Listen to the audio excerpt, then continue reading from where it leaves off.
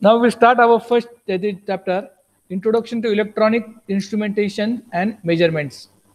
Now, in all, there are 5 chapters. Okay, so we'll start our first chapter. This one is also an easy chapter.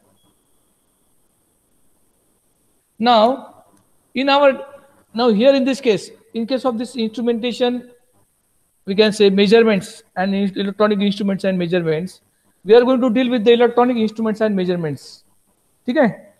आता कोणत्याही electronic measurements म्हणजे electronic instrument किंवा इक्विपमेंट्सचा आपण जर उपयोग वेगवेगळ्या मेजरमेंटसाठी करतो. For example we use voltmeter. For which purpose we use voltmeter?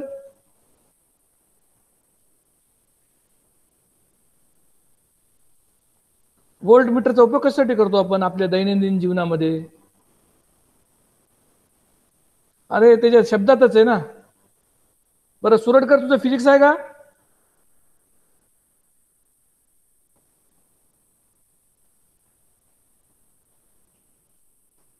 आवाज ऐकू येतोय ना माझा? Am I audible? हा. सुरटकरचा ग्रुप कोणता आहे तुझा? फिजिक्स आहे सर त्याचं. अच्छा, तो ऐकत नाही काय? बरं ठीक आहे, मला सांग प्रथम व्होल्टमीटरचा उपयोग कशासाठी करतो आपण? सर एनर्जी मोजण्यासाठी. अरे नाही, किंवा मग एमीटरचा उपयोग कशासाठी करतो? हा, मध्येच कुठे गायब होतो रे? हा सर, ते आवाज नव्हता येत तुमचा. आता येतोय का? हा सर, येतोय. बरं मला सांग तुझा ग्रुप कोणता आहे? सर माझं फिजिक्स, केमिस्ट्री आणि इन्स्ट्रुमेंटेशन आहे सर. बरं फिजिक्सची पिरियड करतो का रेग्युलर? हा सर, करतो ना. नक्की? मध्ये मध्ये. बरं मध्ये मध्ये नाही करत? हा सर, ते मला आताच भेटलं होतं ना, जानेवारी 16-17 जानेवारीला भेटलं होतं हे आयडी आणि पासवर्ड.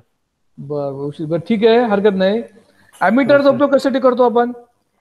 कोणत्याही. हा सांग. पोटेन्शियल डिफरन्स मोजण्यासाठी का? पोटेन्शियल डिफरन्स मोजण्यासाठी आपण व्होल्टमीटरचा उपयोग करतो, to measure the voltage of potential difference. Okay. आणि we use ammeter for measurement of current. अच्छा. For the measurement of resistance we use multimeter. अच्छा. आलं लक्षात? मल्टीमीटर साइन आपण रेजिस्टन्स, जसे हे वेगवेगळे इलेक्ट्रॉनिक डिव्हाइसेस असतात, ह्याचा उपयोग आपण वेगवेगळ्या मेजरमेंटसाठी, फिजिकल मेजरमेंटसाठी करतो. So measurement plays a very important role. Okay. नाव कोणत्याही फिजिकल क्वांटिटीचं मेजरमेंट आपल्या रेग्युलर ह्याच्यामध्ये एक महत्वाचं दैनंदिन लाईफमध्ये किंवा एव्हरीडे लाईफमध्ये it plays a very important role. Now when we measure any physical quantity, we come across 2 things. One is the figures, okay, and second one is the unit. आता आपण म्हणतो की एखाद्या रेजिस्टन्स आहे 50 ohms. 50 हे काय झालं? फिगर झाली, बरोबर आहे, त्याची मॅग्निट्यूड झाली, आणि ओम काय झालं की त्याचं युनिट झालं. म्हणजे measurement is used, or the measurement is described with the help of 2 quantities. One is the magnitude of that measurement and second one is the unit. बरोबर आहे? Now while measuring any instrumental or physical quantities, the significant or the figure plays a very important role, especially the significant figures. कोणत्याही मेजरमेंटसाठी फिगरचा एक महत्त्वाचा role असतो. ठीक आहे. आणि त्या फिगरचाच एक पार्ट म्हणजे आपल्याला सिग्निफिकंट फिगर म्हणजे काय ते बघायचं आहे. आता in our day to day life, if you measure 6 stamps, $7.50 किंवा 100 rupees, 7 people, these are all the exact measurements. बरोबर आहे? आता आपण समजा 7 लोक मोजू शकतो समजा, याच्यात काही चूक होऊ शकते का किंवा एरर होऊ शकते का? काउंटिंग मध्ये आपण 7 पीपल मोजले तर याच्यात काही एरर निर्माण व्हायची काही शक्यता आहे का? No. Now here in this case the measurement is exact. बरोबर आहे? किंवा आपण म्हटलं की एखादं 10 ऑब्जेक्ट्स आहेत.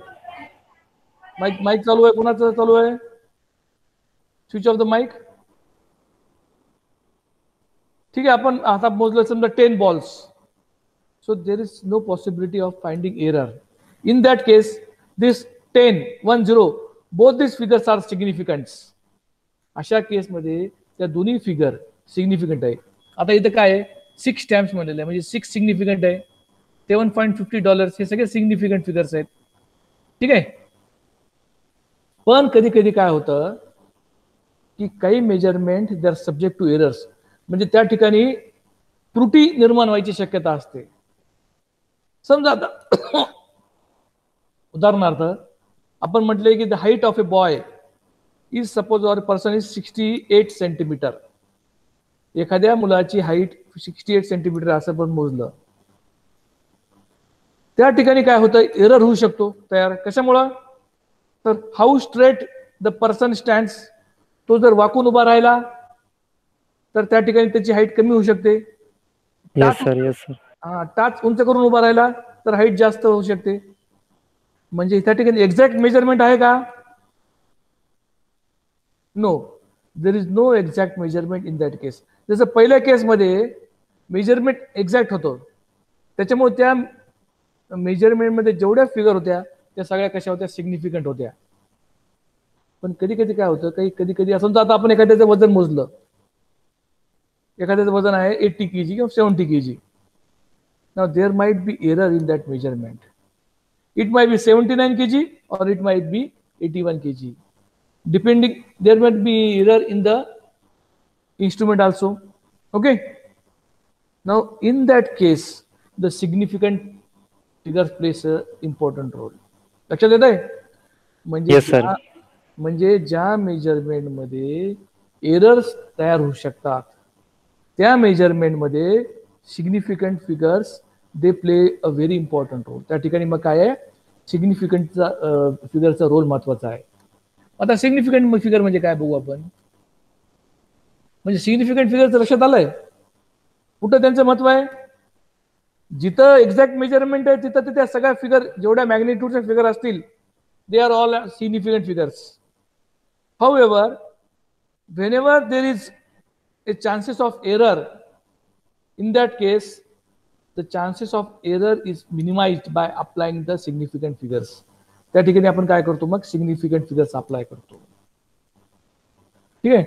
आता counting 1 2 3 4 8 all these are significant figures. Now however 0 is significant only it is used to indicate exactly 0 or true null case. म्हणजे 0 जो आहे तो कधी सिग्निफिकंट पण असतो आणि कधी नॉन सिग्निफिकंट असतो. म्हणजे 1 पासून 9 पर्यंत या ज्या फिगर्स आहेत मेजरमेंटच्या they are all significant figures. Have got it? However 0 may be significant or it may be insignificant depending on the position of that 0 in the measurements. आता for example 0.60 is properly written. 0.60 म्हणजे काय? It is exactly upon 6/10. ती approximate value आहे का? 0.6 ची value आपल्याला कधी मिळेल? 0.60 ची जर आपण 60 ला 100 ने डिवाइड केलं किंवा 6 ला 100 ने डिवाइड केलं तर. बरोबर आहे. म्हणजे त्यात एरर आहे का काही? Is there any chances of error? No. But आता इथं काय लिहिलंय आपण? 0.60 लिहिलेलं आहे. बरोबर आहे. आता तेच जर 0.6 लिहिलं फक्त तर there might be certain error in that case, uncertainty. आता we use the numbers to indicate the it becomes important. आता समजा आपण एखादे मेजरमेंट केले एखाद्या लिक्विडचं, समजा 15 लिटर गृहीत धरू आपण किंवा 16 लिटर मोजू आपण.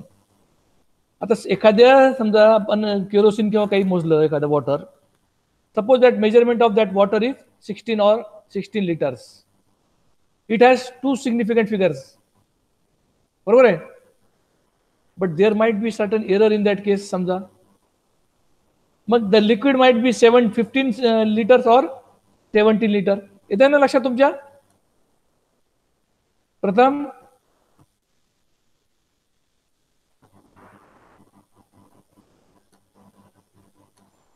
Yes sir. हा, लक्षात येते ना तुला कन्सेप्ट? Yes sir. हा, हो सर. सुरटकर. Yes sir. मग आता समजा सर आपण तुमचा आवाज कटतोय सर मध्ये मध्ये. असं आहे का? काय प्रॉब्लेम आहे काय? आता आपण समजा एखाद्या लिक्विडचं मेजरमेंट केलं, ते मेजरमेंट असं समजा भरलं 16 लिटरचं, ठीक आहे, आणि त्यात जर समजा एरर असेल तर ते मेजरमेंट 15 लिटर असू शकतं किंवा 17 लिटर असू शकतं, ठीक आहे. पण ते जर आपण एखाद्या चांगल्या डिव्हाइसनी मोजलं, म्हणजे ॲक्युरेट मेजरिंग डिव्हाइसनी जर तेच लिक्विड मोजलं आपण आणि लिहिताना लिहिलं आपण 16.0,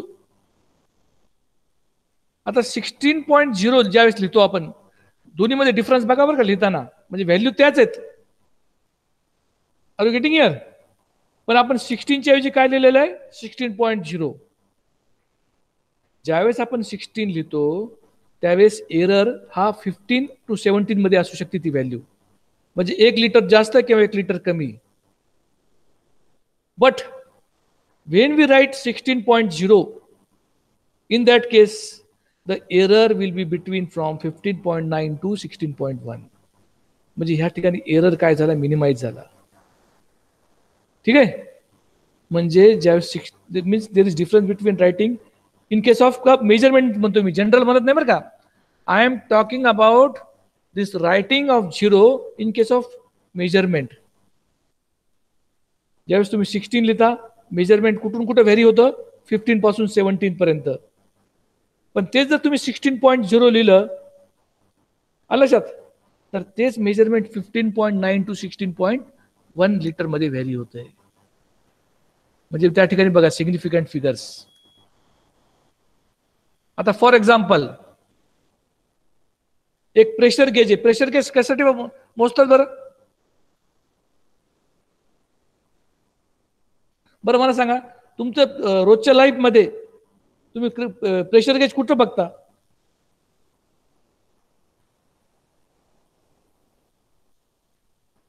तुम्ही रोज येता जाता बघत असता प्रेशर गेज, कुठं बघता? सुरटकर. Sir force. नाही रे, प्रेशर गेज एक इन्स्ट्रुमेंट आहे. हे रोज येता जाता तुम्ही बघत असता रोडवर, कुठं असतं ते gauge?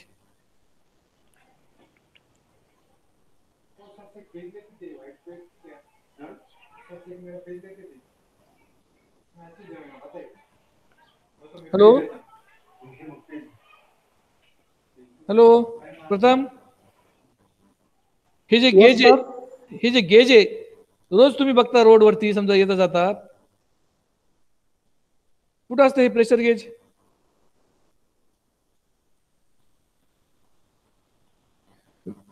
we use this pressure gauge when we measure the pressure in our tires. आपल्या गाडीतली जी हवा असते ना, म्हणजे गाडीचं जे टायर्स मधलं जे प्रेशर असतं ते आपण कशाच्या सहाय्याने मोजतो? या प्रेशर गेजच्या सहाय्याने मोजतो, ठीक आहे. मग आता एखादं प्रेशर गेज इन्स्ट्रुमेंट आहे, त्याची अॅक्युरेसी +- 5% आहे असं गृहीत धरू आपण. म्हणजे आता समजा torr is the unit of one of the pressure. प्रेशरचं एक युनिट आहे टॉर, जसं न्यूटन मीटर स्क्वेअर आहे तसं टॉर पण आहे. समजा आता आपण मोजलं, एखाद्या रिडिंग मध्ये मोजलं एखाद्या प्रेशर गेजच्या सहाय्याने, ती व्हॅल्यू आली किती? 100 टॉर. मग प्लस मायनस किती होईल बरं? ऍक्च्युअल प्रेशर कुठून कुठपर्यंत राहू शकतं? त्याच्यामध्ये जर 5% एरर असेल त्या गेजमध्ये प्लस मायनसचा, तर एक तर ते प्रेशर 95 असू शकतं किंवा ते एक प्रेशर 105. म्हणजे ते प्रेशर 95 to 105 च्या मध्ये कुठं पण असू शकतं ते, बरोबर आहे, ठीक आहे. आता दुसरी आपण व्हॅल्यू बघू. समजा आता आपल्याला व्होल्टेज मोजायचंय, ठीक आहे, अँड आपल्याला किती व्होल्ट मोजायचे? 15 व्होल्ट मोजायचंय. आणि ते आपण अशा इन्स्ट्रुमेंट व्होल्टमीटरच्या सहाय्याने मोजणार आहे की ज्याची रेंज समजा 0 to 99.9 व्होल्ट पर्यंत आहे. त्या व्होल्टमीटर मध्ये कुठपर्यंत मोजू शकतो आपण रिडिंग?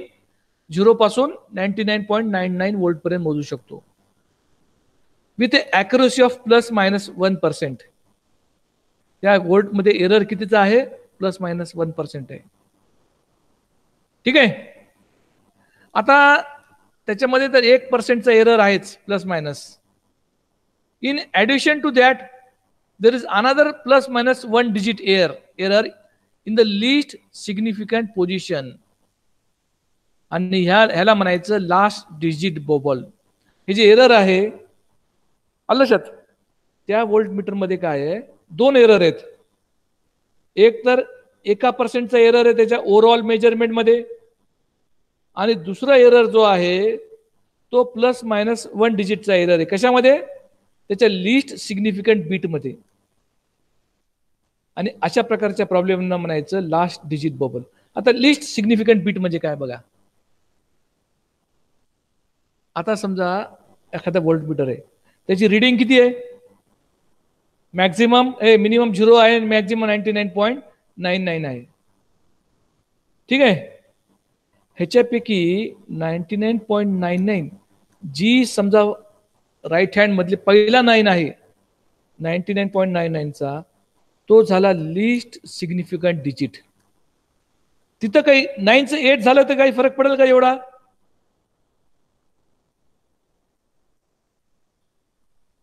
नाही सर. म्हणून त्याला काय म्हणायचं? List significant digit. आणि डेसिमल पॉइंटचे जे राईटचे आहेत they are the most significant digits.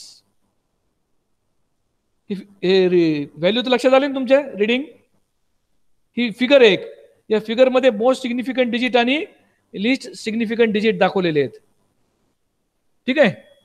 Just 1 minute.